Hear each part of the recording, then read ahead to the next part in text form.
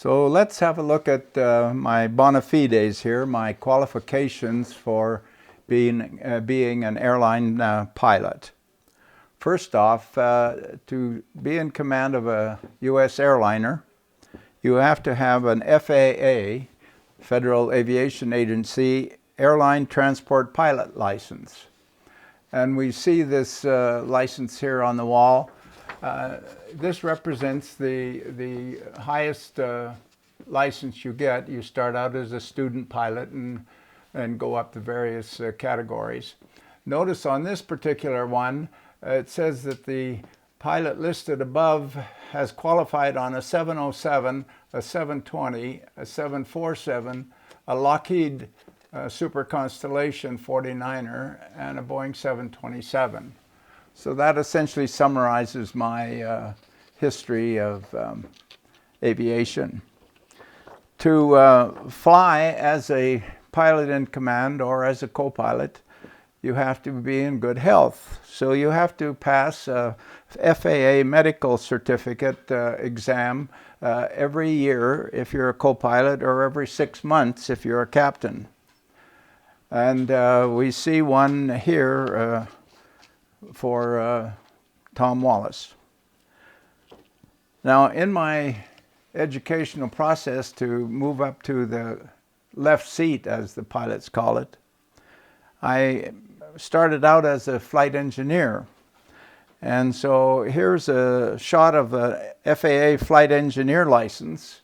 And on that license, note that it's for reciprocating engine powered, because my first aircraft in that regard was a DC-7, and then also the turbojet powered, and my first turbojet was the Boeing 707-100 model.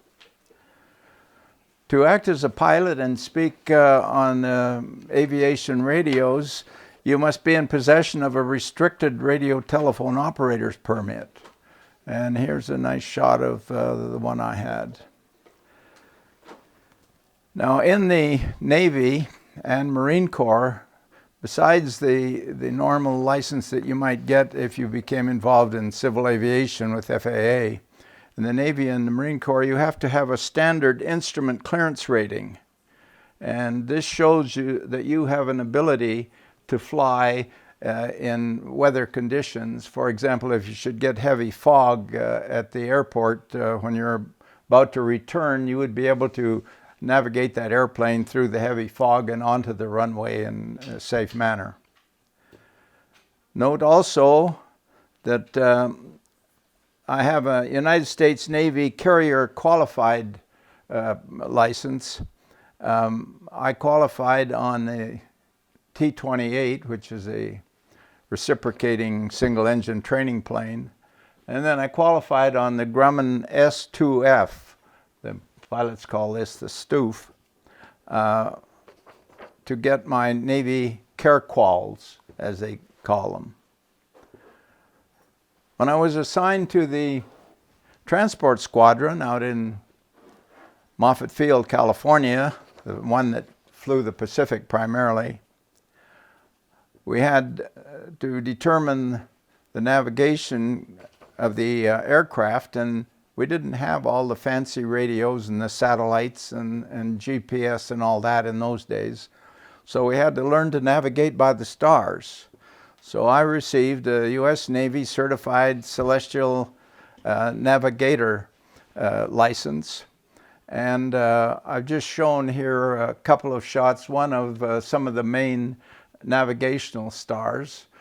For example, one of the old standbys is Polaris, which sits at a location, if you would extend the axis of the Earth, you come to Polaris.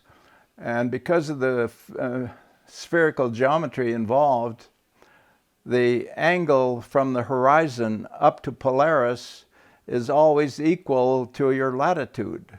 So if you shoot Polaris, as they say, and you find that Polaris is 50 degrees above the horizon, you know that your physical location on the globe is 50 degrees latitude, north latitude. Now, after Being a celestial navigator, in the Navy everyone takes his turn. Aircraft commander goes back and navigates for a couple of hours, then he comes back, the co-pilot goes back and navigates, then the third pilot, and then the navigator, and so forth. And after you go through all of these stations, eventually you become an aircraft commander, and then you go through special training. A lot of that training has to do with the legality of operating the airplane in different countries and different airports and in different areas. I'm sure you're aware that the North Atlantic, for example, is divided up into 4 parts, and different nations control their part, and you, of course, must abide by the rules and regulations that they have. And I used to fly the Frankfurt-New Delhi route frequently, and we would go east from Frankfurt, past Bayreuth, the famous opera city, over to Prague, and then before flying over Prague, turn northeast to Warsaw. And as we went northeast from Warsaw, we approached the Russian border. But Russia doesn't use flight levels. So even though we were flying along at 31,000 feet, for example, or 33,000, depending on what our weight would allow at that time, when we got to Mother Russia, we'd have to change the rules, and we would get clearance, something like this. Kleeper, you were cleared to climb, maintain 1,200 meters standard. So thousands of feet doesn't work in Russia. Part of my background is engineering, and that fit very nicely with being involved with aircraft. I thoroughly enjoyed going through flight engineer training on the 707, for example. In the classroom, we studied all the theory, and then out on the line, we saw it in practice. And we had one nice big electric generator on each engine, and they were all married onto a common bus that was protected against over voltage and under voltage and instability and so forth. And if you had an electric fire or anything involved, you could isolate that particular generator. I found it very interesting. But I received a Bachelor of Science degree in mechanical engineering before I went in the Navy. So that served me well. Now next we note that when I became age 18, I received a greetings notice from the United States Selective Service System. It says, we've got this war going on in Korea and we thought you might be interested. So I had to register with the Selective Service System, and here's the picture of my dog tags and my registration. One day at university, they rounded all young guys up. We went over to the gym and sat 2 seats apart in every other row, and they gave us a bunch of tests. And if you did well on those tests regarding navigation, regarding mathematics and physics, then you got a deferment. Otherwise, you got a notice to show up at the draft board on a given date. So I was deferred because of my mathematics, and later served in Vietnam, flying Super Constellation aircraft, which the Air Force called a C-121. Later on, after the service and going into civilian flying, I became a member of a union to protect working conditions and make things pleasant. And that union was called the Airline Pilots Association. But it was more than that. It was the Airline Pilots International portion. And I worked with a company called Pan Am, which was based in New York and flew primarily to the Atlantic, but also a big operation in the Pacific and also in South America, and found that very enjoyable.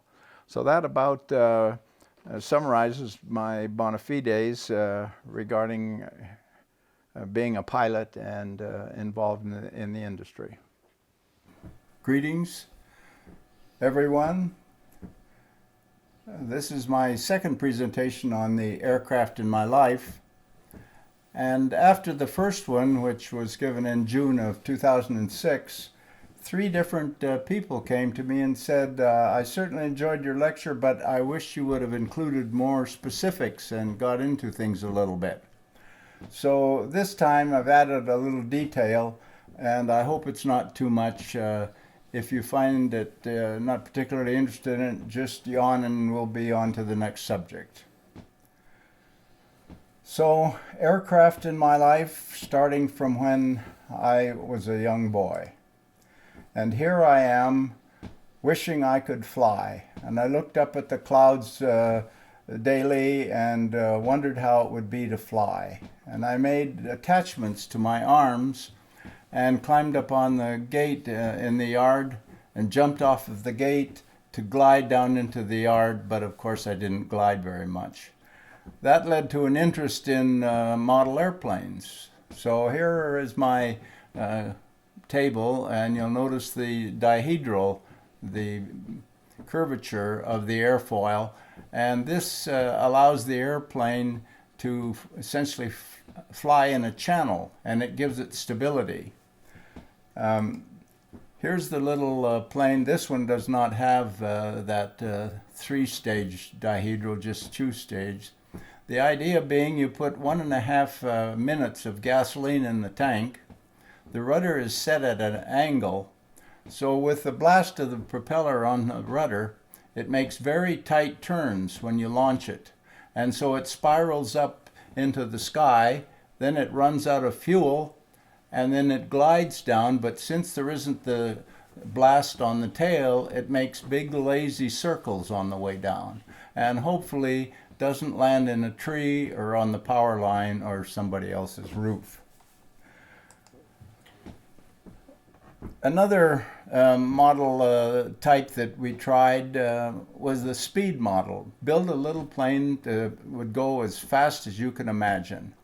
Well, obviously the landing gear would hold it back. So we built a plane without the landing gear, and the plane was fitted with a cradle, a little unit you can see there made of wire, and the plane would go up to takeoff speed and then lift off of the cradle, and it would bounce off to the side and would go very fast. We would set the compression on the engine so the propeller would be horizontal when it landed and hopefully wouldn't break when it landed.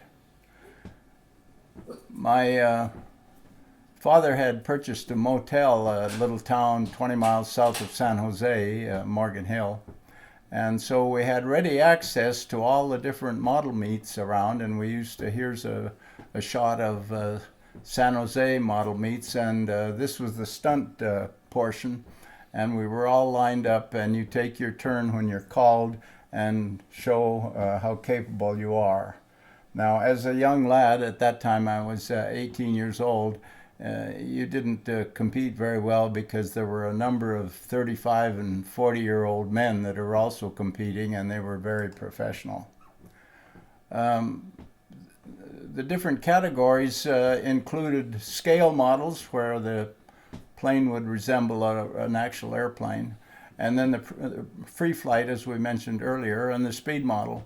And then there was miscellaneous, and here we have a pulse jet engine that you would pump up with a tire pump, and it would explode in the cylinder in the chamber, plenum chamber, closing the inlet vanes, and the only way that it could exhaust was out the tailpipe.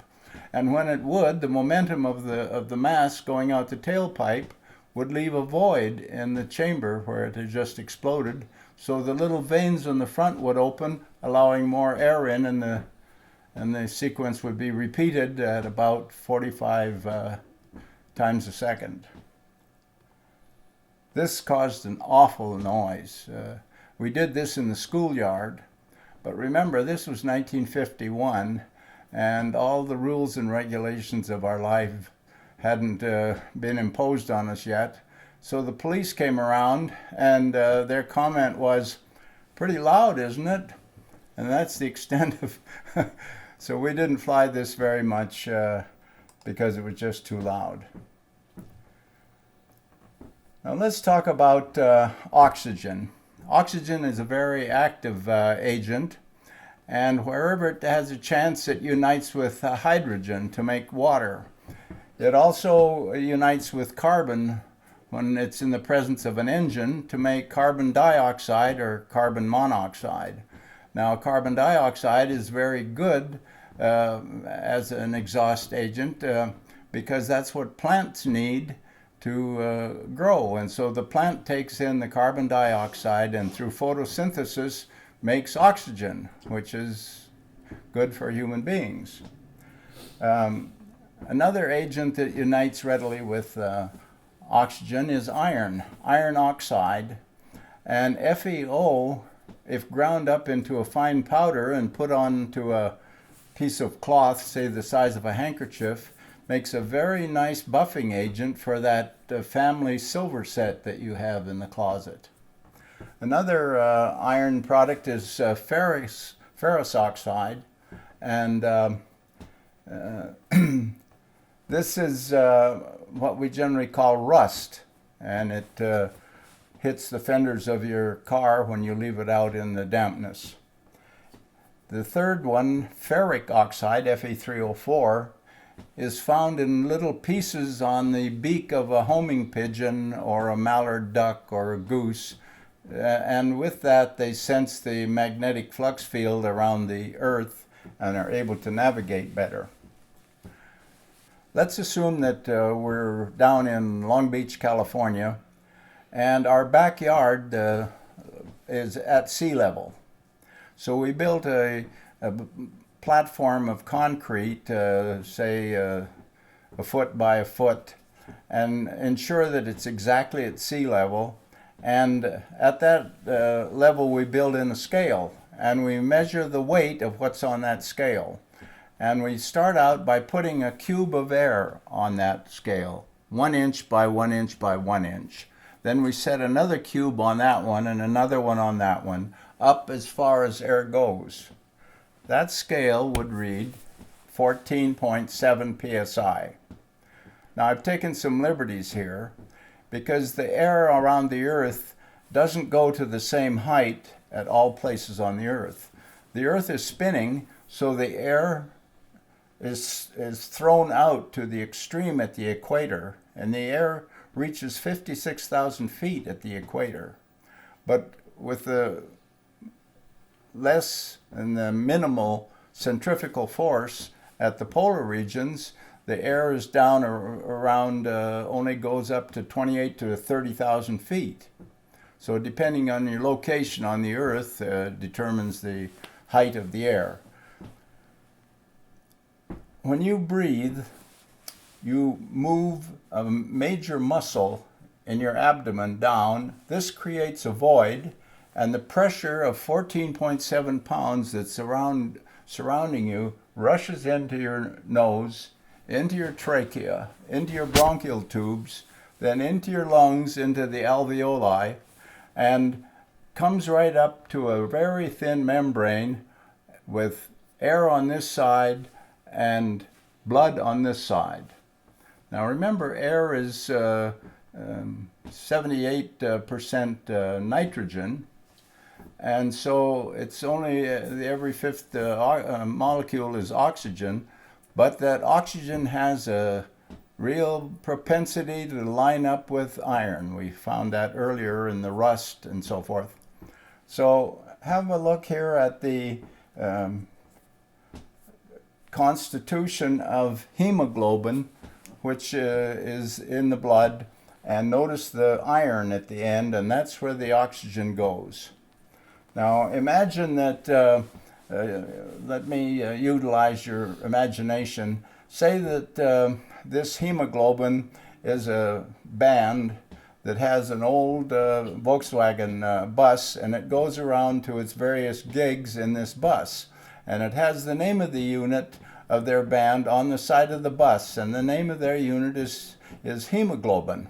And we see the various members of the group, and then they invite oxygen, come through the membrane and join us.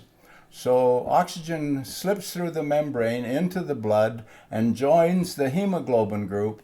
And to recognize and respect her presence now as the lead singer, they call the group oxyhemoglobin. And they go around through the blood, servicing all the different cells of the body, and in particular, the most important one, the brain. Now, one day, oxygen comes to get a seat on the bus, and there are no seats left. They're all taken by a bunch of rowdies.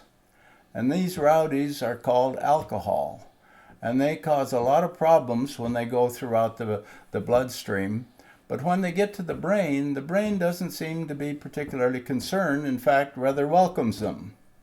And lack of oxygen, either by denial from the presence of alcohol or altitude or whatever, the first recognition of lack of oxygen is mild euphoria. So you as a pilot have to be very aware of this, particularly if you're a fighter pilot and the only one in the airplane. And you might, if you're flying, be aware of your buddy's speech. Is he acting silly? Is he acting like a young child now, or making silly comments? This is essentially the 3 martini effect you hear. This is what happens when you start to lose the very necessary oxygen that you need in your body. So that's the insidious danger of hypoxia. We mentioned the insidious nature of hypoxia when the brain is starved of oxygen, either by way of having 3 martinis or by flying at a high altitude with insufficient oxygen in the air you breathe. So here are a couple of anecdotes that you might be interested in. Let's say that your next door neighbor is a dentist, and he's very proud of the fact that he has a new airplane, and the new airplane is a Cessna 182. He's proud to show that it has a 3-bladed prop because it has the big engine. And so he invites you on a Sunday morning to go out for a flight. You and your wife go to the airport. Everything is calm. That's pleasant riding in the airplane. And he shows you that the airplane has the capability of going up to 14,000 feet very easily. And so he takes you up there for the beautiful view. And you look to the left and right, and it's really amazing what you can see. And as you're looking around, your wife looks at you and she says, honey, your lips are gray. And you happen to look down at your thumbnail, and it's also gray instead of the normal pink. This is evidence of hypoxia. And that pilot better get that airplane down from 14,000 feet to 8,000 or 9,000, at least below 10,000 feet, or you're going to suffer some problems with this hypoxia. Now, of course, as you age, you have less ability to take in oxygen. So your neighbors have planned a nice trip to Europe, and it includes 6 people. And you're reluctant to accept their invitation because you've had a little heart trouble, and you don't know whether you can really take a long ride in that airplane across the ocean to get to Europe. So you inquire of your doctor, and he says, no, there should be really no problem. He said, in the airplane, you'll be quite sedentary, so your oxygen needs are reduced markedly. Plus, the stewardesses are trained to recognize any evidence of hypoxia in you, and should you show these evidences, they will go back to the back of the airplane up on the luggage rack there, and they have some portable oxygen bottles about 1 foot long, with straps on them, and they will strap one of those bottles onto the leg of your seat and then run a nice clear plastic hose from that oxygen bottle up to your nose to take care of your situation. Most American flag carriers, I think you could say all American flag carriers, maintain at least an 8,000 foot or less cabin altitude. Now, if you're flying with Aeroflot or Royal Air Morocco or something, no guarantees. But if you stay with American flag carriers, you can be quite sure that you're going to have at least an 8,000 foot cabin, and this will be certainly sufficient even with a weak heart. Back to the model airplanes. Building model airplanes, flying model airplanes, is a very tenuous operation in that the slightest error in your hand movement in controlling this control line model causes the plane to crash. And it smashes the whole thing up. You have to go back to the drawing board, buy more paint, buy more paper, buy more balsa, and start over. So it becomes a rather costly operation. So I was going to a little hobby shop in Willow Glen, San Jose area, and the owner of the hobby shop said, Tom, why don't you get your own hobby shop down there in Morgan Hill? He knew it was far enough from his operation it wouldn't impact him. So I took his recommendation and started my own hobby shop. My father had 38 units in the motel, but out at the street level, next to Highway 101, the El Camino Real, the King's Highway, he had a couple of duplexes, and he would only rent those when everything else was filled because they were so noisy. So if we had a family that was rather noisy with children and all, he would put them there, but he didn't use those duplexes much, so he said to me, you can use one of those duplexes for your hobby shop if you'd like. So this is the hobby shop that I utilized, built, sign and so forth, and sold a lot of supplies to the local people. I designed and built this one by myself. I like a good, solid, heavy airplane to fly, just like I like a heavy car, or later on flying the jumbo jet. I really enjoyed the heavy machine. This one is powered by an Anderson .65 cubic inch engine. Those of you who are modelers, that would be meaningful to you. Now, I made quite a bit of money with this hobby shop, and of course by this time I'm 19 years old and needed a car. So Dad thought that a nice little Jeep would be very good for me, but I couldn't see going out on a date in a little Jeep. I wanted a nicer car. So I managed to get this 1950 Ford, and I had a new top made for it. The top was black on the inside, then a layer of rubber, and white on the outside, and I had a roll around the edge and at the back, and it really made a nice installation. I had the controlling bars that held it up, took them off and took them down to the shop where they put a chrome plating on them. When I would roll up the windows and leave the car out in the drive at night, the dew in the morning would cause the smell of the leather to permeate the top, and it was really a very nice car. At that time, there was a new thing coming out, nylon, that they would put in your tires. And Fisk Rubber Company was offering Fisk white wall nylon tires. So I had Fisk white walls on all wheels. My first airplane ride was in an airplane owned by the fellow who owned the grocery store.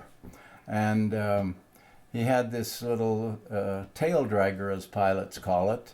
It sits at an angle where you're looking up, and as you gain speed, the tail rises and then you take off. And it's a little tricky getting established at the lower speeds.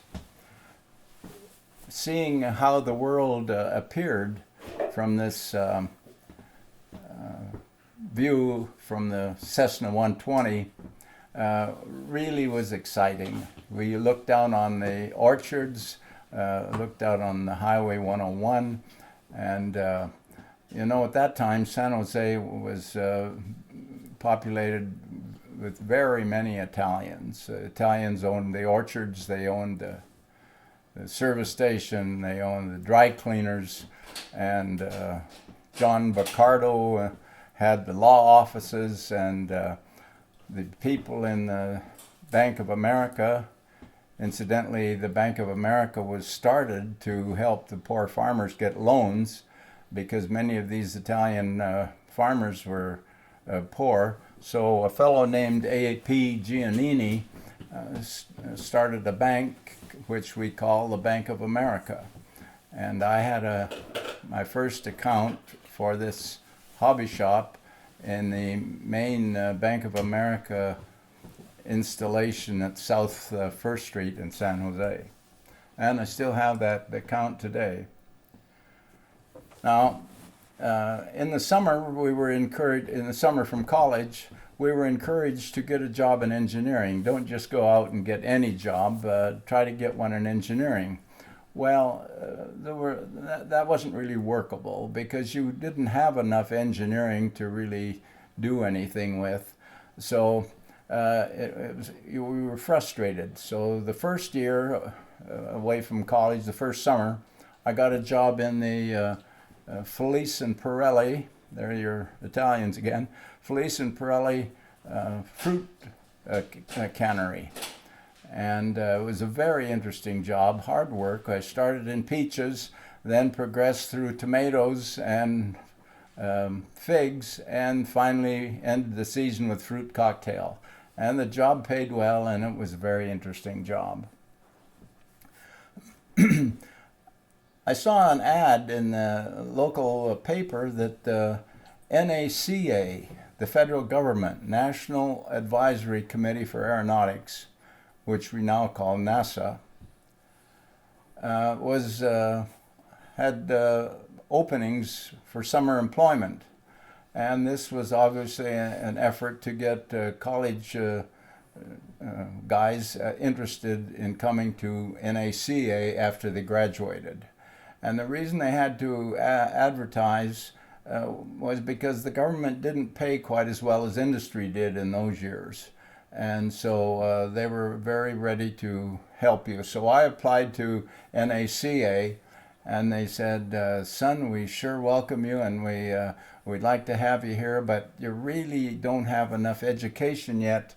Come back to us when you have differential equations. So you can see from the chart here, it took a while to get differential equations. In the meantime, I needed a job, so I used my ability as a mechanical draftsman. I'd taken a course in that, and went up to Menlo Park and worked with a company called Catalog and Advertising in redrawing blueprints. Now, we didn't have any Hewlett-Packard printers in those days, so if you wanted a new copy of a blueprint, you had to sit down and make it. So there were 15 of us in this office making different drawings, obviously very fussy. The outline had to be dark and given width. The dimensional lines had to be very light and sketchy. The printing had to be a certain size and so forth. And I was assigned the redrawing of the cyclic assembly on a Hiller helicopter. Now, Hiller was a 15-year-old boy that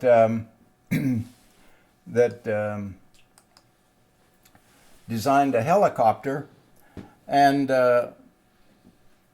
he started out by putting an engine on an old metal bed frame and putting the rotor on the engine, and then he tethered the bed frame so that it wouldn't spin, and made his research on the blades of which later became the rotors of a helicopter. And he did this out at the Palo Alto airport. And as I mentioned, he got a contract with the federal government and was successful in building helicopters for the Korean War. And this helicopter was called UH-12A, U standing for utility, H for Hiller, who the manufacturer, and it was the model number 12. And my job was to redo the cyclic assembly and make some drawings. And when the helicopter blades go around, if the copter is stationary and the blades swirl around, lift is generated on the left and the right in equal amounts, and the plane lifts straight up. But as the aircraft moves forward, then the airflow over the advancing blade is a combination of the forward speed of the airplane plus the rotational speed. So you get more lift on this side, and it goes this way. So you have to decrease the angle of the advancing blade and increase the angle of the descending blade so that you get equal lift. And this has to vary with the speed of the aircraft through the air. And that's what this whole cyclic assembly is about. So that was my summer job in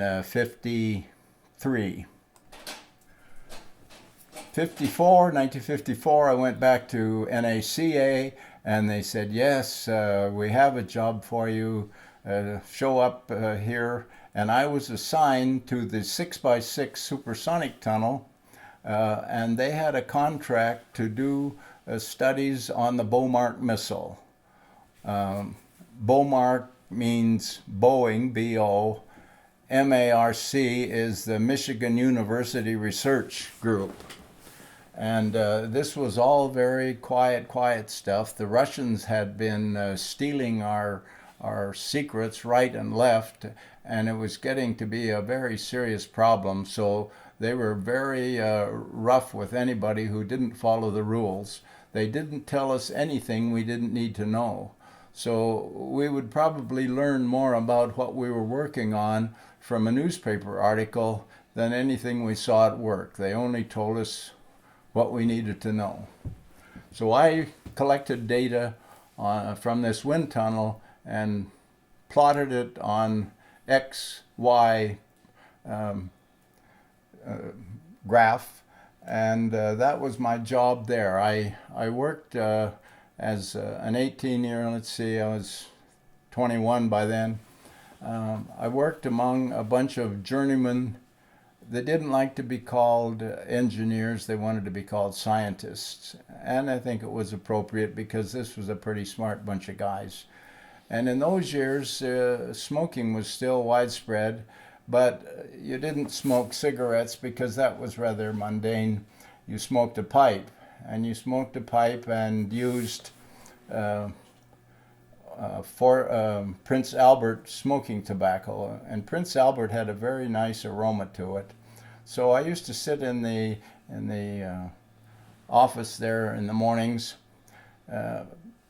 smelling this nice Prince Albert smoking tobacco, and listen to the guys. There was a lot of activity right after 8 o'clock when we'd sign in. People coming up to talk with the woman who handled all of the paperwork, and then they would have little conflabs amongst themselves. But by around 8:30, things would quiet down, and each scientist, was doing his own work, and it became very quiet, and all that you would hear was as they would puff on their pipe and consider their job. But I looked around after 3-4 days and thought, boy, this is really cobwebs in the attic, as my sons would say. Is this what I want to do the rest of my life? I had an image of being, have a goal of being chief aerodynamicist with Douglas Aircraft. One day when I arrived, I assumed that would be around age 50. And I would live in Santa Monica on the beach with that nice salty air blowing in, with palm trees lining the street and live in a Mediterranean house with a red tile roof. But of course that was never realized. Because of a rather quiet job, I asked for a transfer to full-scale flight research. And they said, listen, we can't do it this year, but you come back next year and we'll give you transfer over. The idea being getting this young college guy to come and join us. Here's the wind tunnel, the 6x6 tunnel. Here's the street we drive in on and the parking lot and so forth. And this is where I transferred to full-scale flight research hangar over to the east. This was the throat of the 6x6 tunnel. I think this isn't the Bomark missile. I think this is the Hound Dog. I'm not sure. But notice the strength of this standard here. This standard has to be absolutely rigid so that if there's any vibration here, it won't be because of the flexing of this, but of other forces. Let's talk about this Bomark missile that I was plotting the charts for and that we were testing in the wind tunnel. Bomark, meaning B-O, Boeing, M-A-R-C-K, Michigan Michigan Alumni Research Corporation. No, excuse me, Michigan Aero Research Center. And the two of them went into an agreement to develop this missile to protect the U.S. from any Russian bombers that would come over and drop atomic bombs. Now, fortunately for us, Russians still did not have the intercontinental ballistic missile at this time, so it was a matter of keeping the Russian atom bombers away from the U.S. And there are two models of this Bomark missile. The A model, which burned liquid oxygen and was very iffy. They had many launch fires and it was just plain dangerous. The B model used a dry chemical made by a company in Utah called Thiokol. And this united very nicely with the fuel, but without the fire danger that they had in the A model. Along with this came an increase in range. The A model had a range of 225 nautical miles, whereas the B model was 400 miles. And this was a considerable improvement, and they positioned these around all of the major American cities.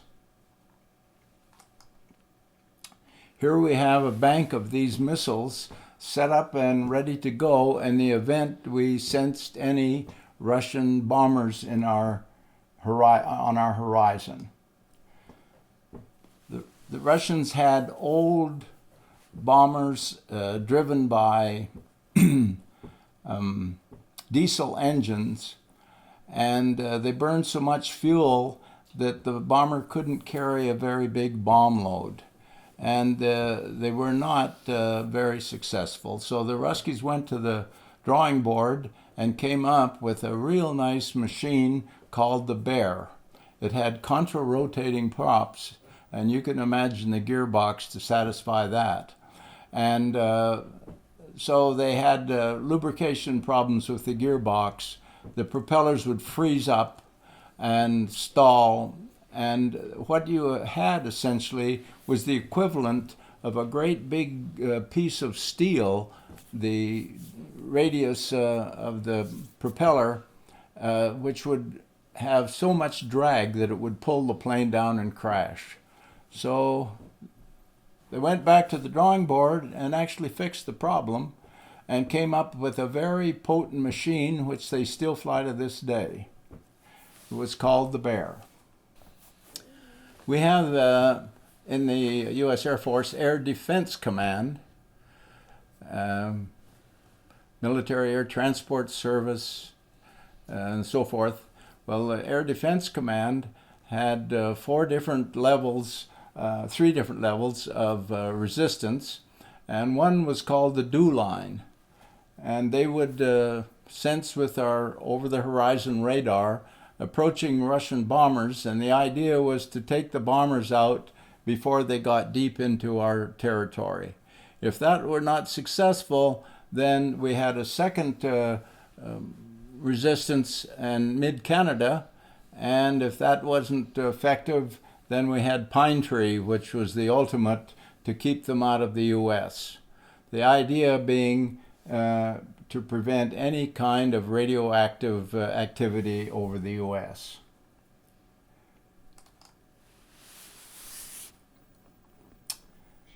The problem with the concept was, if we should shoot one of those Russian bombers down and just blow it to smithereens, those smithereen particles, when they settle to the earth, would be radioactive, and it would wipe out big areas of our food-producing areas in Kansas and Nebraska and the food belt. So that wasn't the greatest thing. The thing was keep them away from the U.S.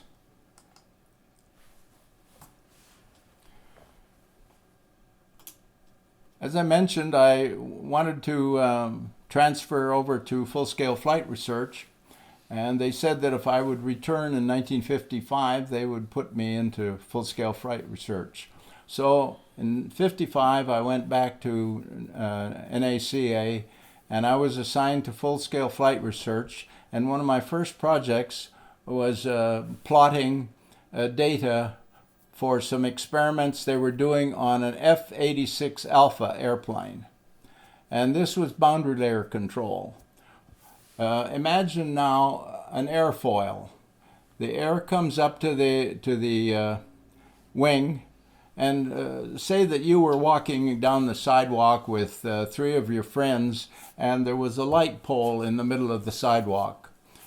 You do not walk up to the pole, stop, step aside and continue, but your normal inclination is to move over and avoid the pole before you get there.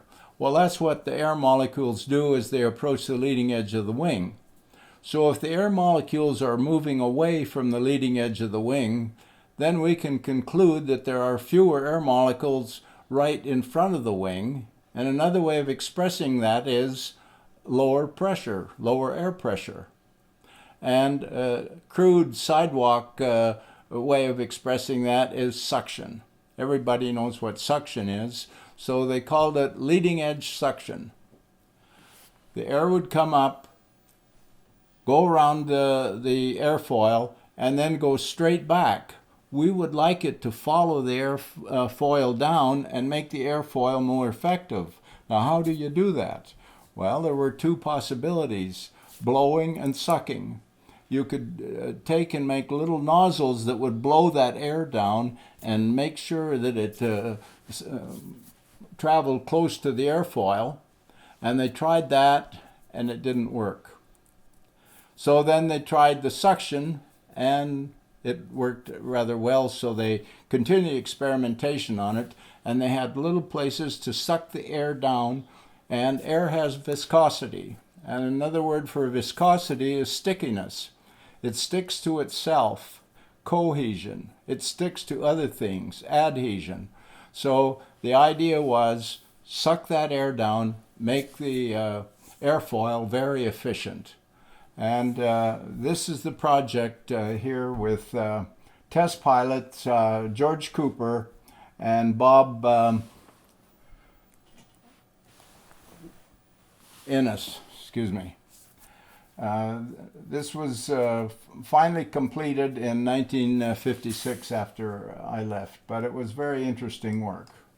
There's the machine there that was using to test F-86 Alpha. Now, when you work for the federal government, it's not uncommon that there are 4 people hired to do what one person could do. And so you don't really have the satisfaction of doing the job and completing it by yourself. It's always a team effort. And here I am down here on the lower right-hand corner. I tried to put a magnifying glass on there, but I wasn't successful. But that's where we were when they took the picture in June of 1955. Now I graduated 1956 April, but anticipating graduation, I was called in to the draft board in San Jose and asked what my status was. And I told them I was going to graduate in December, but I had a slot in the U.S. Air Force in April. And the answer was, son, you're either in college or you're in the service. I said, no, but in April is when my slot is. Son, you're either in the service or you're in college. So I had to stay in college. And so I took some courses to fill the gap. I took weather and climate, which proved very helpful in later years. I took music appreciation. I took helicopter design. I took anything to fill the bill. And finally, in April of 1956, I graduated and quickly went into the Air Force. And here I am in Lackland Air Force Base down in Texas as an aviation cadet. And here we are ready for an inspection. You'll notice that there are 3 inches between each hangar, and all the buttons are buttoned on the uniforms. You'll notice that the drawers are out 3 inches and ready for inspection. And you'll notice that the covers on the bed are very tight. You have to be able to bounce a quarter on them and it'll bounce back. Well, this proved to be quite a challenge for many of the cadets.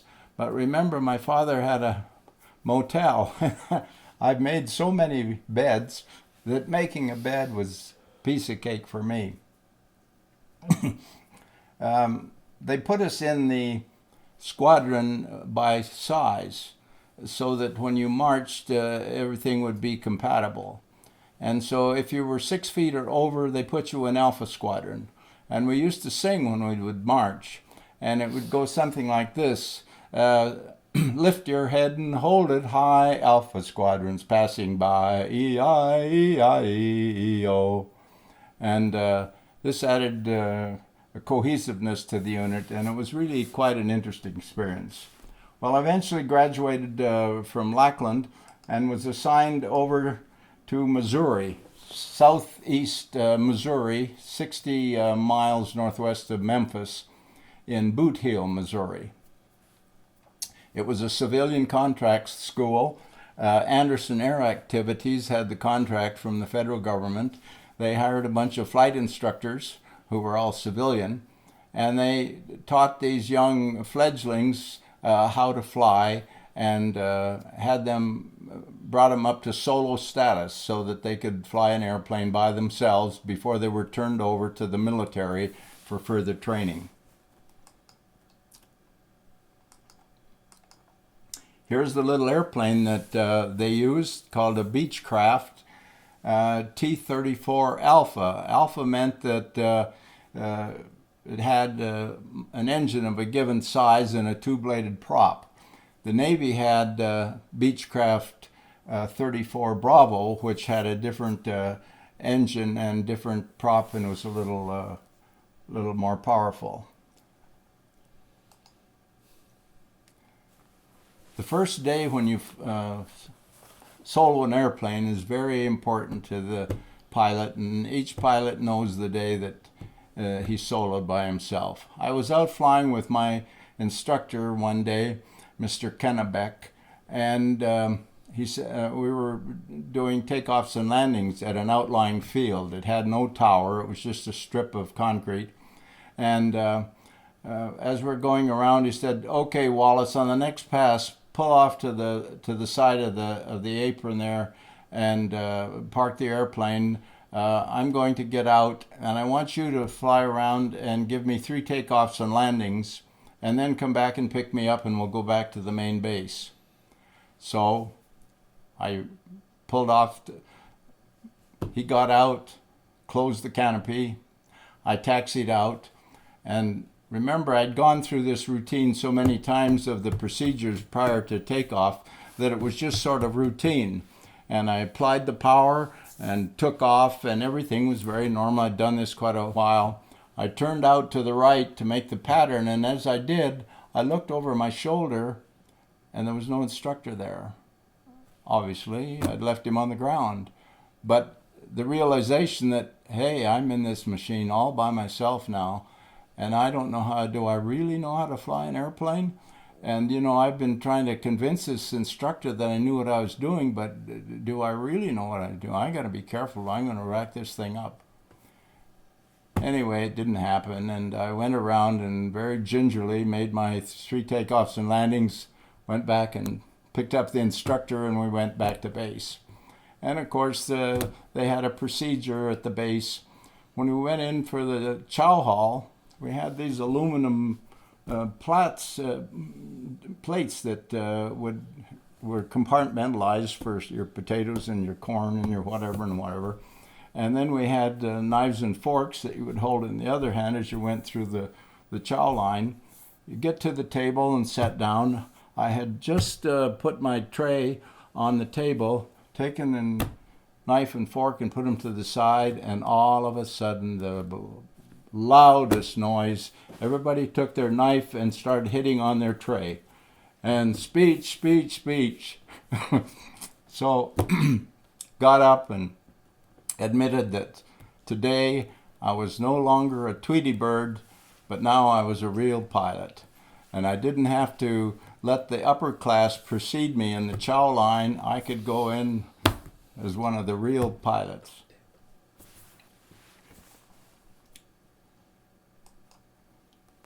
There's the Tweety bird cap. On the one side, the information about soloing the T-34, and on the other side, soloing the T-28. And the idea being you put your girlfriend's name right across the front with the T-34 on one side and the T-28 on the other. So there you see the thing. I transferred then at the same base, but to the other squadrons, to fly the T-28 Alpha. It was an 800 horse, 2-bladed Air Force trainer. And when we'd start the T-34 Alpha, it was just like starting your car. You turn the switch and run, and it starts up. And it was a rather quiet operation. Then we get to the T-28 Alpha, and it was a considerable difference. You had to climb up into the thing, and then it had a big radial engine with short stacks, so it would bark at you and sputter and so forth. And getting that thing going, shake the motor mounts, and the whole plane would vibrate, and it'd cough and snort. And finally you get it going, and you really felt like you were doing something with this 800 horse machine. Well, after completing during the T-28 training, every now and then, inasmuch as we were pilots now and not Tweety birds, we were given a weekend to go home and see the folks. So I would commute on some old cargo plane and go back to California, to Sacramento, and see my girlfriend that I had met in college. Here I am boarding a C-119 to go back to Malden. Here's the way the flight line would look at Malden, Missouri in the afternoon. Very muggy weather down there, high humidity. So this would cause the buildup of clouds and turbulence in the afternoon to where it was quite uncomfortable to fly. So we would fly early in the mornings and knock off the flying at noon for lunchtime, and then have classroom stuff in the afternoon. And it worked out very well. Here I am in full cadet uniform in front of our assignment board. This told you kept track of this board. It told you where you had to be at what time and for what purpose. We eventually finished our flight training in Missouri and transferred to Lubbock Reese Air Force Base in Lubbock, Texas, to fly the famous B-25 Billy Mitchell. This is the one that they flew off of the aircraft carrier. It wasn't designed for that, but they did it anyway to bomb Tokyo. and we all know about that incident. They used the planes in training. They had taken a lot of the equipment out of them so that they were much lighter and more responsive. It was really a kick flying this machine. Then after a given amount of hours and capability, you were allowed to fly solo. Obviously, it didn't mean by yourself. It's a multi. So they would take one of your classmates and assign him as a co-pilot, and you would go out and fly around, bounce in the pattern, and later on fly from Lubbock to New Mexico to some place in the south and back to Lubbock. It was hot weather in Lubbock, and the cylinder head temperatures were climb at the slightest negligence, so we had to have one fellow operating the cowl flaps to ensure that the cylinder head temperatures didn't get too high. Now, I was flying B-25 one day, and we had been told in a T-28 class, runway behind you does you no good. Get the airplane on the runway. Don't try to make a super smooth landing and use up a bunch of runway. Get it on the runway early. And this was pounded into our consciousness. So I took this with me when I went to the B-25s. But nobody that I remember said anything different. So I came around with the B-25 out on one of these dusty strips and touched down right at the edge of the runway. And the air whirling from the props and all got the dust and made a big gust of dust storm type creation at the end of the runway. And the runway control officer said, Charlie 50, that was my call sign, Charlie 50, that was in the dirt. Well, naturally, all my classmates are up there flying around, and they heard this thing. So when we turned in our parachutes at the end of the day, going back to before chow time, different cadets would say to the clerk there, "Who was Charlie 50 today? Who was Charlie 50 today?" And so the word got out. Went into the chow hall. Nobody said anything until I went to sit down to begin my meal, and here we go, the business of banging the knives on the aluminum tray and speech. And so unfortunately I wasn't smart enough to realize what was happening, and I tried to explain that I was sure that the airplane had landed on the runway and it was just the prop wash that had caused all the dust. And of course, no one wanted to hear that, and there was hooting and hollering. And so from then on, Charlie 50, that's in the dust. And we heard this remark repeatedly. Okay, about this time, this was late 1957, the Russians put this little satellite up, the Sputnik, and it went beep, beep, beep, beep. And it really got the attention of the U.S. Defense Department. This was serious stuff.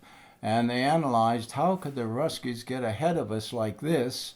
And they said, well, you know, we graduate 30,000 engineers a year, but they're not all being utilized in engineering projects. They just go here and there, and it's important to get everybody that was an engineer back into engineering. So I was released from the U.S. Air Force, quote, in the interests of national safety. And you could get a job wherever you wanted, but it had to be in a critical industry. But the critical industry wasn't that well defined. And I noticed that United Airlines had an ad wanting a mechanical engineer in hydraulics at their San Francisco overhaul base. Well, I had been writing quite a few letters to this girl at Stanford that I had been dating, and I thought this would be very nice if I could get a job near her.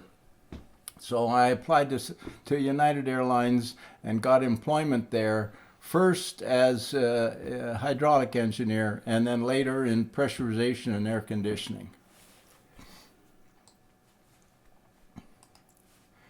I was stationed at the overhaul base at San Bruno, California.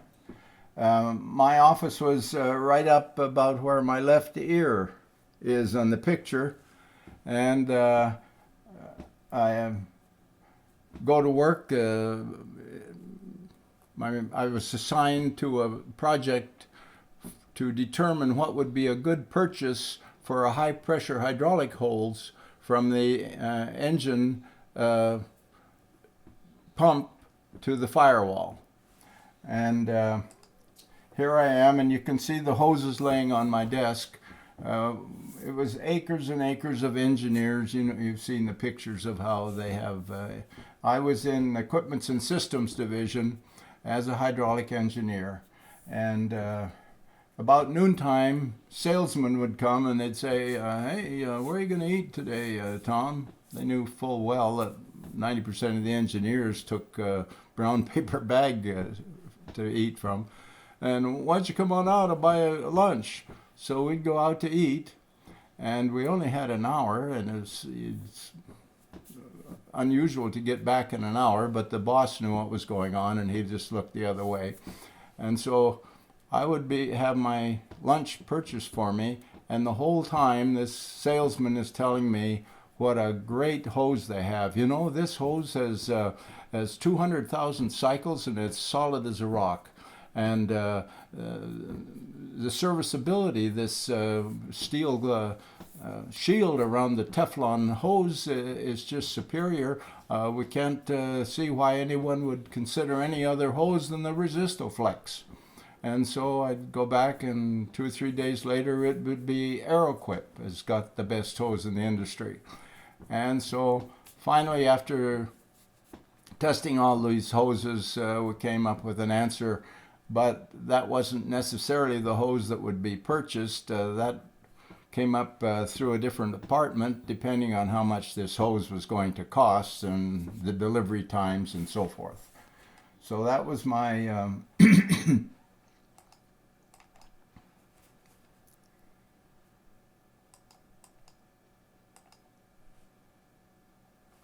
I would look out the window when I was with United and watch the airplanes take off, and then they would bank, and I could see the co-pilot talking on the radio and sitting there in his white shirt, and I thought, oh boy, that would be nice to have that for a job. Just go here and there, and as it was, I would look forward to this job here in the future. I'd be going down the same street year after year to park in the same parking lot, to go up the same elevator, to sit at the same desk, and after 25 years I'd get a gold watch, and I thought, you know, there must be more than that. I wonder what's on the other side of the mountain. I'd like to be a pilot, but I'm getting older. Things aren't working out that well. So I talked with my father, and he said, why don't you go back in the Air Force? Said, I can't go back in the Air Force. In the meantime, this whole engineer thing with the Defense Department had sort of gone by the wayside and back to normal. They realized the Ruskies were a lot of bluff, and they didn't have near what they advertised they had. And so Uncle John, who had been in the Navy flying PBYs and PBMs in the South Pacific, said, Tom, I don't know why you ever went in the Air Force in the first place. He said, the Wallace family's always been Navy. You should try the Navy. It's quite different. I said, oh, Uncle John, that's different uniform. They all march the same, a lot of nonsense. No, I think you should try it. So teased me. I went over to Alameda Naval Air Station and inquired, and they said, well, you were in the Air Force, though. I said, yeah, but I had real good grades, and I wasn't dropped. So they looked in the regs and never let go, hadn't completed. I fit through all the regs. So, make a long story short, signed up with the Navy, and in June of 58, went down to Pensacola, Florida.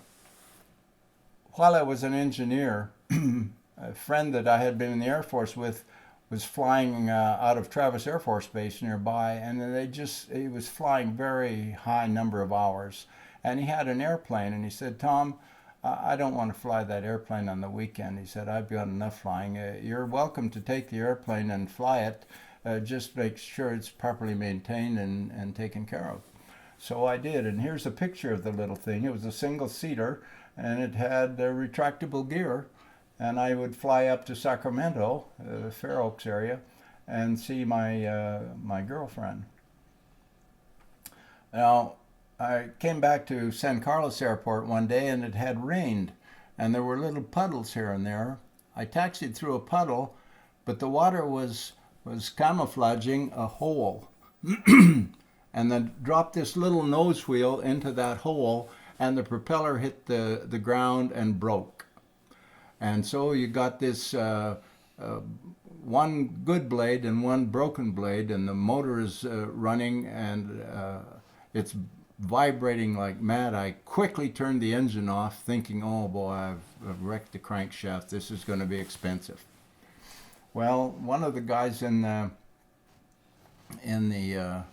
pressurization and air conditioning had an A&P license, airframe and power plant. He said, I'll sign it off for you, Tom. I'll install that thing up for you. You just go out and buy a propeller and I'll put it on for you.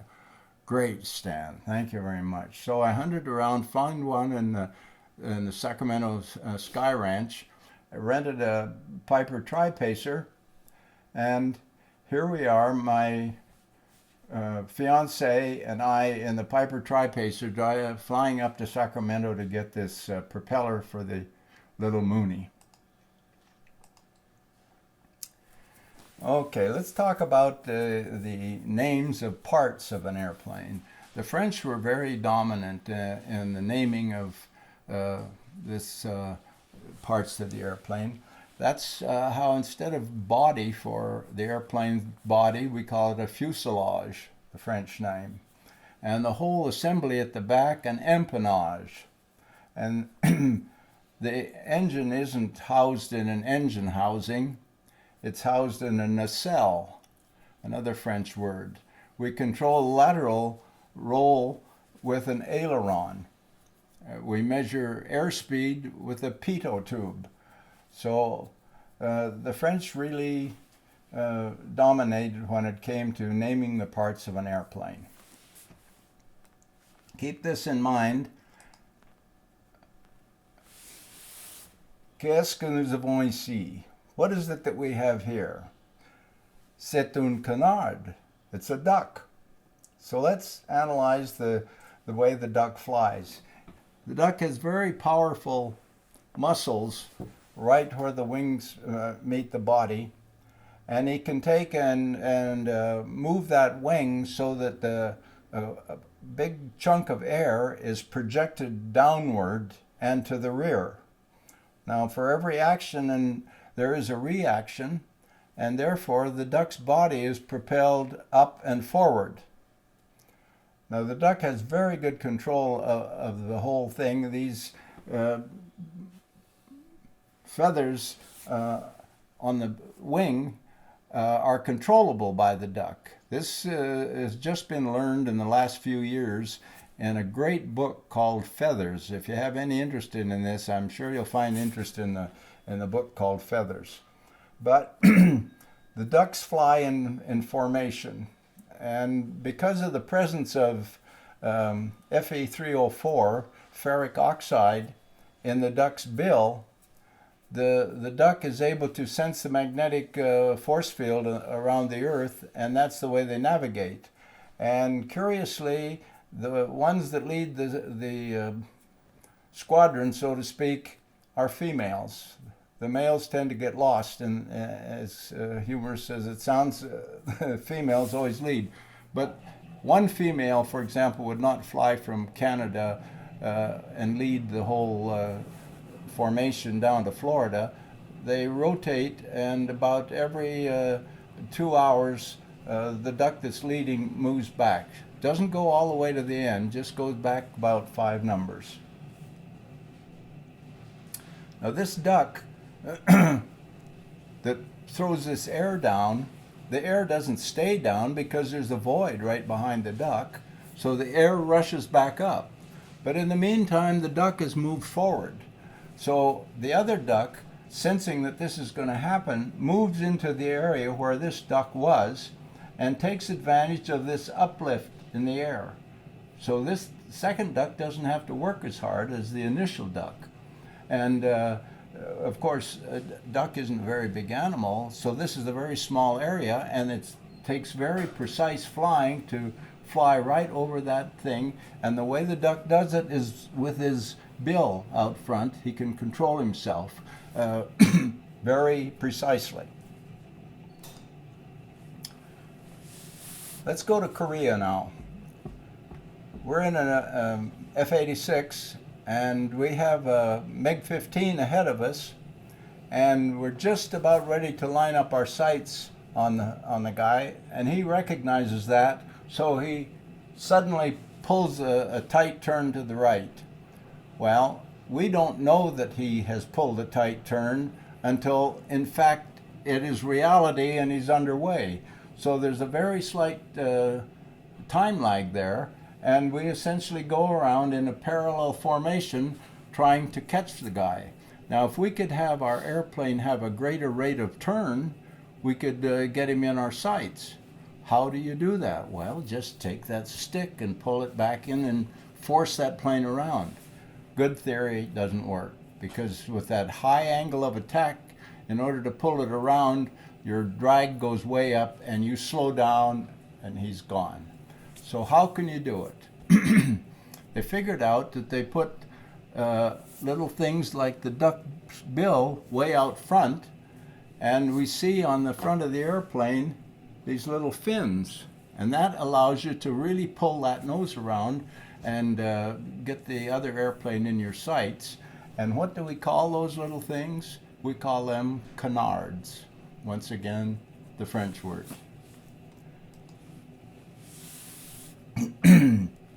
Now I told you about Uncle John saying that you should try the Navy. So I went over to Alameda Naval Air Station in Oakland and investigated, and they said that I could indeed join the Navy if I wanted.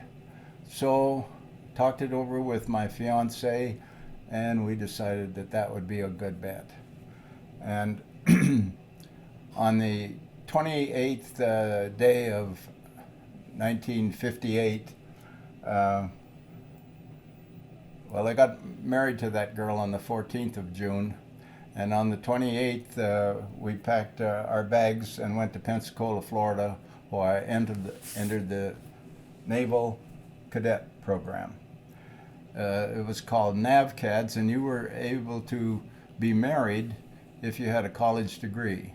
So she had, in the meantime, graduated from college in June, and I had graduated 2 years earlier, so this was a perfect fit for us. Now in the Navy, I flew the T-34 Bravo, and then the big T-28 Bravo. Notice it has a 3-bladed prop to handle the increased horsepower. The Air Force had 800 horse, this had a 1,200 horse. Don't be put off by the dirty machine. If you're assigned the dirty machine on the flight line, you can feel lucky. What that means is that machine works very well, and it's used and used and used. You don't want to come out and find one that's polished and spick and span, because what the pilots call those airplanes are hangar queens. There's always something going wrong, and they're back in the hangar, and that's why they're so clean. Completing all that, I was assigned to Corpus Christi, Texas, and took my instrument training in the Beechcraft SNB. And it was a very precise little machine, just beautiful to fly. And we'd had quite a bit of experience now. I'd had my initial instrument training up in Memphis in the back seat of a jet. And I went down here, and this was advanced instrument training now. And the instructor would say something like this: okay, we're at 6,000 feet on a heading of north. I want you to climb this machine at 500 feet a minute and end up on an easterly heading when the second hand gets to 12. So you had to pull the airplane up and turn the airplane, and of course as soon as you pull up, the airspeed's going to go to decrease, so you have to put a power on. So you pull up, put the power on, turn, and determine how fast you should turn by keeping track of the second hand to make sure that when you a minute is up, you're on an easterly heading at 7,000 feet. And it was a little ragged at first, but after a while you got so you could do it, and it was very satisfying. Then, of course, if you're a Navy pilot, you have to fly off a carrier. So we had these twin-engine S2F. Pilots called them Stoofs. And this is where we trained. So we had a field out west of Pensacola, of Corpus Christi, and on the runway was painted the size of a carrier deck, and we would use that to train on and come around and set up a sink rate so that you hit right at the right place on that deck and take it around. And after a while it got to be really quite easy to put the plane exactly where you wanted it. The only problem is when you go out to the ocean, the runway moves. That carrier deck doesn't stay in one place. So you can get it all set up and you come around, and you have to sort of make a guesstimate as to where the aircraft carrier is going to be when you get there.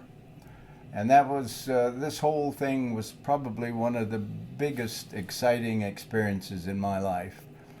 We took out the emergency escape hatches on the top of the machine and stowed them back, strapped them to the floor. And you'll notice where the prop line is, right behind the cockpit. Those props were very noisy, and the throttles, instead of being down here as a normal airplane, they're up on the overhead, and when you press those throttles forward, and the props would just bite into the air and just go and those sounds were transmitted right through that open hatch there into the cockpit, and you really got a feeling of action and power and everything. You come around, you're trying to snag the cable with this thing that's hanging down here, this hook. And so you have to do it just right. If you hit it too hard, you bounce, and then the cable just goes dook, dook, dook, dook. And you're out of airspeed and you haven't hooked the cable. So you're in trouble now. So you've got to put power on. And they say to advance the power rapidly, but don't jam it on. So that's what we did. Jam it on, and the things just bark and snort. But of course, the engines are trying to accelerate this big, massive airplane, and it doesn't happen quickly. So it happens, you're using up runway, and you're using up runway, the little bit of runway you have on the aircraft carrier, and the speed just isn't coming up and isn't coming up, and finally, and the carrier's gone. And there you are, just sitting, and your impulse is to pull back on the yoke. But you know you can't do that. If you do, the drag will increase and you'll just settle right into the water.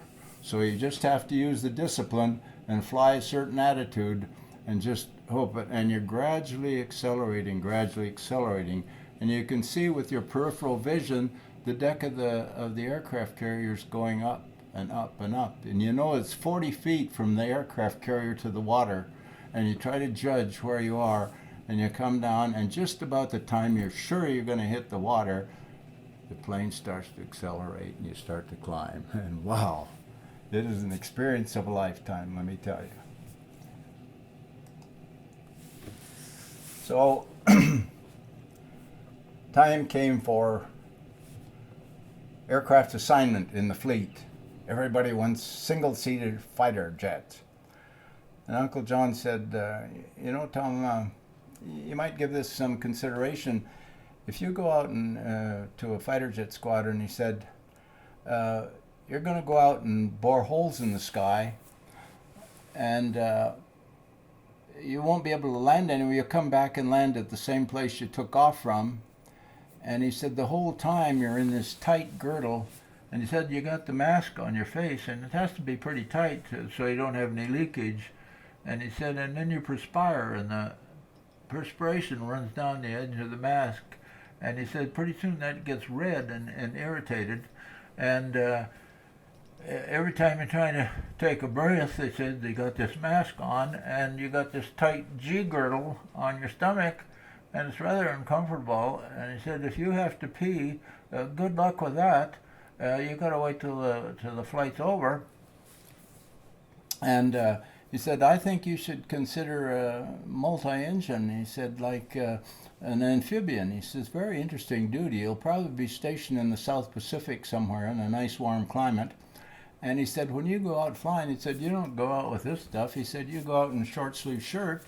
And he said, if you get, you have to go to the John, he said, you just give the airplane to the co-pilot, and you get up and you go back. He said, and after you're finished in the John, he said, stop off at the galley and get yourself a cup of coffee and a donut. He said, it's a lot better flying. And so the way he described it sounded pretty good, so I signed up for PBM Martin Mariners. Well, that meant I had to go to nav school, so we learned celestial navigation, and that was very interesting. About the time we're ready for assignment, the Navy decided that this was old technology, don't need it anymore, so they parked them, and there they are.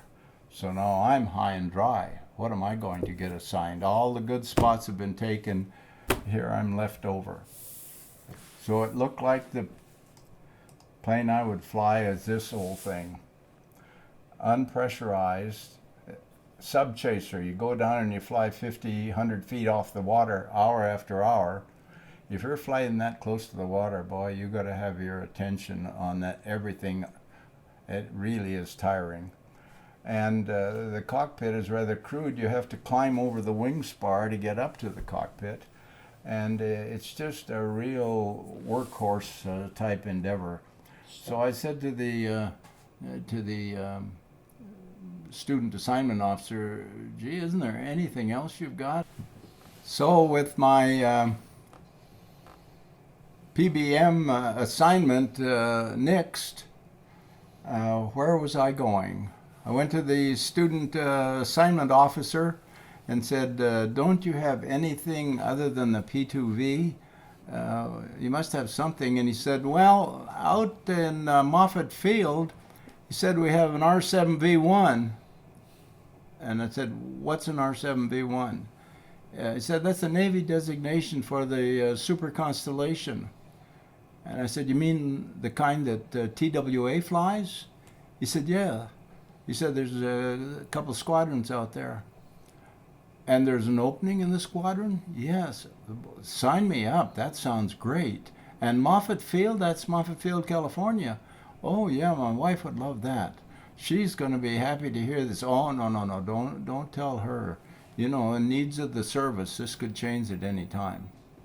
So anyway, we waited and waited, and it was realized. I got assigned to VR7, Transport Squadron. They don't call it TVT because T is taken for training, so a VR squadron is a transport squadron, and they had Super Connies. And here we have the Super Connie, which the Air Force calls a C-121, and the Navy calls an R-7V2.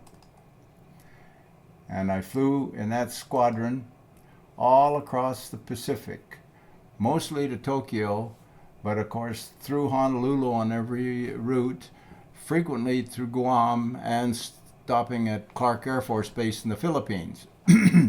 Now, once a week we had a service that took care of the embassies, and we'd fly out to Clark Air Force Base with an augmented crew, and then fly west to Saigon, Tan Son Nhut Airport in Saigon, and then up to Rangoon, Burma, and then to Calcutta, India, and then to Delhi, layover, a day and a half, and then west from Delhi to Karachi, and then along the south coast there to Sharjah and into Dhahran, Saudi Arabia.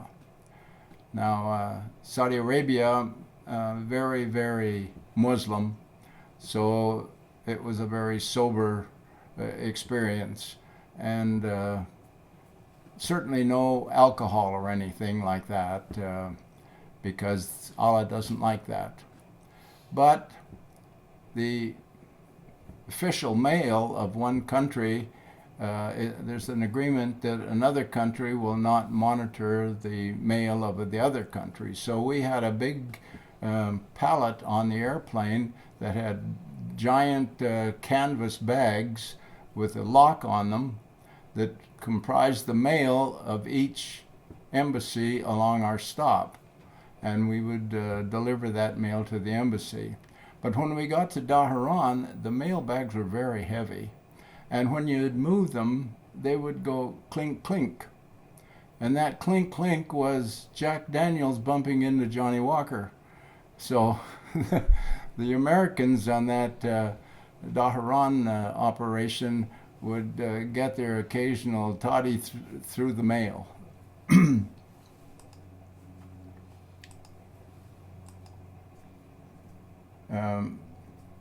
Here's the structure of the fuel system on the Connie, and why I included that was you'll notice the outboard wing tank comes right up to the front of the wing, and one of the crews ran into a buzzard. It ended up right inside of that wing tank, but with the rubber boot over the front, it disguised the size of the hole, and when they got on the ground, reached in past that hole, they found the feet of the buzzard, and they pulled on the feet, and the whole buzzard came out of the fuel tank, and the plane was disabled for 3 days while they filled the hole. I made aircraft commander, left seat, in 15 June 1962, so I had 1 year of flying as aircraft commander, which was very satisfying. Here I am finally in the left seat of the Connie. Now, 1963, June, I told you that I was ready to get out. I wanted to get an airline job, so I applied for United. And they said, oh, it's very nice to have our old people back. And is this a good address for you, Tom? Yes, it's current. And how old are you, Tom? And I said, 30. And he said, 30? Oh, I'm sorry. He said, Chicago's not giving us any waivers. I'm sorry, we can't hire you. So I was very disappointed. I went home. And, well, maybe I'll try TWA. My sister was a hostess with TWA, and that had sort of interested me. So I went to Kansas City, went in there, and by this time I had my airline transport pilot's license, and I was in the left seat of the Connie, which is they referred to as command time, which helped a lot. And so I was received very nicely by TWA. And is this all this paperwork in order, Tom, and your current address? And how old are you, Tom? 30. 30? Oh, gee, I'm sorry, we don't hire anyone over 28. Once again, I'm limping home. And I heard that Eastern Airlines was hiring. Well, don't waste your money on a ticket. You know it's going to be the same thing. Why bother? But I thought, don't be a defeatist. You never know. So I went down to Miami, and instead of going to the employment office, I was routed straight to the chief pilot's office out in the hangar. I got there, and there was an elderly secretary who was very much in charge, and I stood in front of her desk in military fashion, which was habit. I was still in the military, and she proceeded to ask me some questions, and after about 5 questions, it was very apparent that she really knew what she was doing. She had me pretty well summarized in 5 questions, and about that time, one of the offices down the hall, a head stuck out from behind the door. All these officers had heard what was going on up with the secretary, and this fellow says, "Son, come on down." Son, boy, that sounded good. I'm not so old after all. He said, "Yeah, we got an operation in Boston flying Connies on the shuttle operation, we call it. What, you were in the Navy squadron, huh? Yeah? And would you be interested in that?" Boy, was I. So I signed up on the spot. Got a job. But there was a problem. I was still in the Navy. And I only had 2 weeks to go, so I went and asked for an early release. Oh no, we don't, that's not our policy. We don't give any early releases. Well, the Navy would be chaos if everybody got an early out and all. It's impossible, Tom. I'm feeling very down. Golly, for just 2 weeks I'd have my airline job. So I had been in the teaching group in the squadron, and I went to the admin officer, and he said, "Yeah, you guys in training have been working pretty hard, Tom." He said, "You need a couple of weeks vacation." Yeah, I said, that'd be very nice. Well, what, 1 June to 15 June, will that suit you, Tom? Yeah, fine. Got 2 weeks vacation and went down to Miami and went, sat in the class in Miami to learn about the plane that I had been flying for the last 5 years, so it was a very enjoyable deal. On the 15th of June, I went back to the squadron, checked out, and reported to Boston, to the chief pilot in Boston. And that was Eastern Airlines, and there's a picture of the plane I flew, a Super Connie. But I went from Boston to LaGuardia, and LaGuardia to Boston, and Boston to LaGuardia, and LaGuardia to Boston. And this went over, and I felt like a bus driver. This was nothing like flying the oceans. And I thought, my golly, am I going to do this the rest of my life? Now, don't whine, Tom. It was just a few weeks ago you were wanting any job you could get, and now you're whining, so just buck up. So we were looking at a house to buy up in Manchester, just across the border there. And we came home that day, and there's a telegram. Well, I'm getting ahead of myself here. Anyway, I went down to New York and applied with Pan Am, and I was afraid that I would lose my Eastern job if they found out. So I told the guy, "Listen, I don't want to lose my Eastern job." He said, "No, we're not going to tell anybody about anything. You submit an application in good faith." And anyway, I got back from that vacation that Sunday, and here on the garage door is a telegram. "Report to Chief Pilot, San Francisco, to commence training on..." Have trouble talking about it. And there it was, a dream come true, with the granddaddy of all. I was 30 years old, and they didn't care. I had a lot of experience, and they advertised themselves as the world's most experienced. And here's the Kennedy Terminal. Where in the world would you like to fly? Would you like to go from Boston to LaGuardia, and LaGuardia to Boston, or would you like to go to Paris, Amsterdam, Beirut, Germany, India, where? And so I became a second flight engineer on the 707 and flew from San Francisco and LA to London over the pole. Later on, heard some rumors, some of my guys in my same seniority said, "Say, there's some spots opening up in Berlin. You can go and live in Berlin." I said, "Who wants to live in Berlin? My golly, it's just been a few years since the war's over. The living conditions are lousy and all." "Yeah, but wouldn't it be interesting living in a foreign country?" "No, why would you leave lovely California to go live in Berlin?" But my wife and I started talking it over, and wouldn't it be good for our 3 sons to go and have a little taste of foreign? So I bid on it, and it turned out to be beautiful. I ended up staying there 10 years, and here's the little plane we flew there, 727, just a beautiful little sports car. And that's where I really learned to fly, because the weather was lousy. October the 20th, the fog would move in, and it was thick fog, and it would stay until March 15th, so we became really sharp pilots. And there was pleasant working conditions. You were home every night in your own bed, everybody felt rested. It was a cheerful, fun experience. And of course, we're right down there in the muck, so you really get the icing and the conditions, and it was good training for a pilot. What a life. We used to fly the thing at max speed. The Ruskies wouldn't let us fly up high from Berlin to Frankfurt. That was Eastern Germany, so we had to stay down at 10,000 feet, which is where the DC-6s were. So we'd fly at max speed. And max speed is when you put the airspeed indicator right up to the barber pole.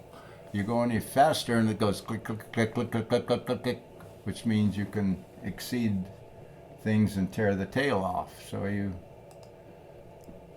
time came for upgrade to captain on the 747. So I returned to Kennedy on the long haul, flew the great big jumbo. 367 tons. So you got to be well out in front of that, because you don't turn that quickly and you don't change your mind quickly. You got momentum going for you, big time.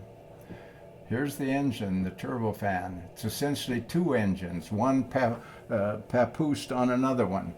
And this one spins at 10,000 RPM and 8,000 RPM, and this one spins at 3,800, this great big fan section.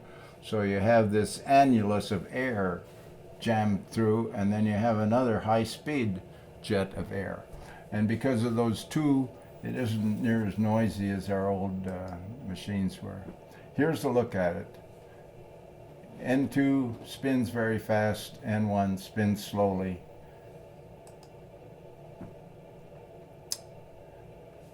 Now,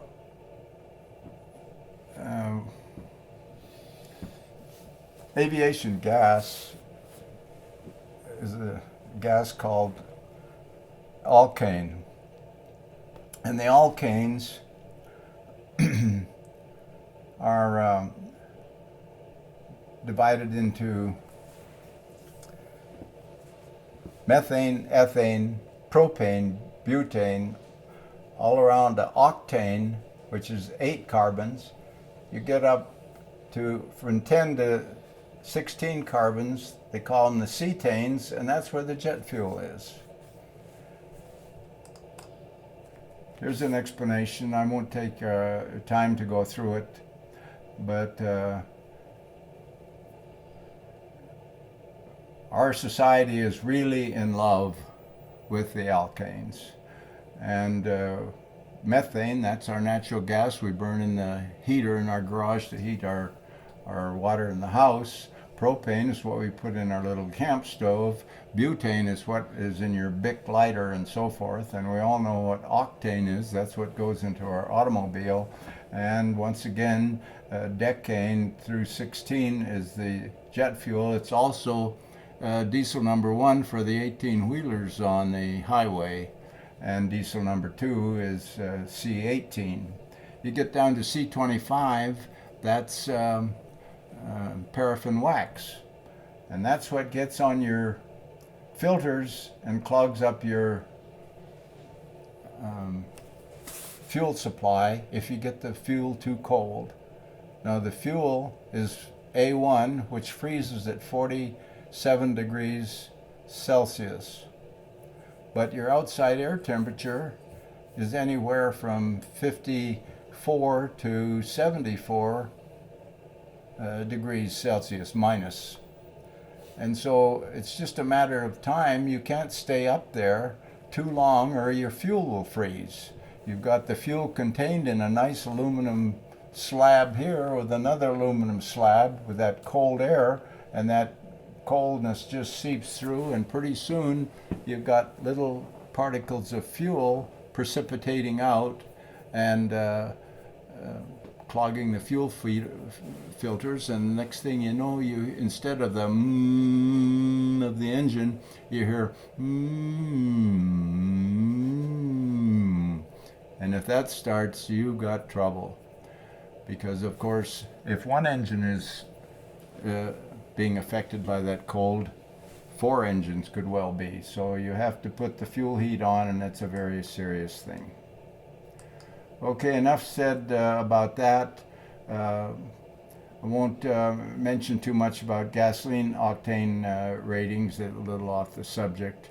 But the thing here is that you don't get 87 octane when you put 87 octane in your car. You'll notice it says minimum octane rating. To give you exactly 87 would be very costly and wouldn't be of any benefit. This points up some of the flow limiters. If you pump air into the cabin of the airplane, you have to release some, or of course it would become stagnant. So you do this through the outflow valves, but you also do it for little ventilators on the toilets. And you do it for ventilators on the fancy gyros on the inertial guidance systems. And you do it on the galleys where they have the residue of fuel. The girl takes the napkin and swipes up whatever is spilled there, but there's a little thin layer that lays there, and that can really be smelly. Now, 7.4 also has a cargo model, and you open that door and there's a lot of room to put stuff in. Now, if you should have a plane with engine trouble in some outlying place, you can't park that thing and wait till you get it fixed, because it's a multi-million-dollar thing and it has to be producing revenue for you. So the next plane through, you attach an additional nacelle here by bolting it to the wing. It's just a dead engine, and you take it to where the crippled one is, and you have a hotshot crew that works 24 hours to put that good engine into the other airplane and take the bad engine off. Now, a 747 SP is essentially a 747 which you took 18 feet off of, and therefore same engines, same fuel, wing, whole thing, it can take off and climb way high real quickly. So one of our local businessmen, namely Sheldon Adelson, who owns the casino, has two of them for his personal use, and he can go to nonstop from Las Vegas to Macau to service his casinos with what they call SP, or special performance. Here's the interior of the cargo hold. I had an interesting flight, went from New York down to Viracopos, Brazil, which is about 60 miles north of Sao Paulo, and loaded that plane up with shoe boxes from Tom McCann. And the only thing that was unused was a annulus that went around here so we'd have ventilation. Took it back to New York. Going into Rome Fiumicino one day, there were some seagulls on the touchdown zone. It was windy, so the wind was right down the runway, and the birds were facing right into the wind. And with the noise of the wind and looking straight ahead into the wind, the birds didn't see us coming, and they didn't hear us coming. But we make quite a bit of noise, so I assume they're going to hear us eventually. And, well, are they going to leave or aren't they going to leave? Oh, they'll get out of there, they'll get out of there. Well, they didn't get out of there. And here, about the time I'm ready to rotate the airplane to land, we run into these birds. Fop, fop, fop. We got one into number 3 engine. Something breaks and it goes out of balance and it just shakes like mad. The whole airplane's shaking. So I holler to the engineer, kill 3. He goes through his procedure and kills 3 and gets it spun down, and I continue with the flare with 2 good ones here and 1 good one here, and taxi in. And here we are sitting in the apron at Rome Fiumicino, and I climb up, and here's the offending thing here. See the big gap in the blade? This is caused by a seagull that didn't get out of the way in time. Seniority allowed me to fly many nice charter flights. Here we are in Venice, Venezia, Venedig, if you're German, And I also worked with Desert Storm. The company, the different airlines have contracts with the Defense Department because the Defense Department can't keep that many airplanes ready and in flying shape. So they farm it out, and an airline has to provide what they call a CRAF airplane, Civil Reserve Air Fleet. And I participated in that. And my very last flight was to Desert Storm. And I took some medical people, doctors, nurses, hospital corpsmen, in right up close to the front lines, dropped them off, and then later on went back and picked troops up after the Desert Storm was over. And that was April 30th, 1988. Is that 88? No, 1991, excuse me. And my last flight was going from King Khalid Airport in Saudi Arabia up through Cairo and back into Rome. And then I ran out of flight time. But because I knew I was retiring, I just stayed on the airplane and hitchhiked home. So Desert Storm was my very last flight, April 30th, 1991, and I haven't flown a flight since. They told us in college, you know, don't be lopsided. Whatever you did as a profession, don't just do that in your retirement. Try to think of other things and broaden yourself. So I took that. One day we all must fly west. To fly west, my friend, is the flight we all must take for a final check. And here's the Airline Pilots magazine list of those who had died in 2011. And you can see there were 3 Pan Am, Buddy Mormon and Cliff Zahner, and there's another one here. Anyway, that's what the Airline Pilots Union shows. And that is a recollection of aircraft in my life. Hope you enjoyed it.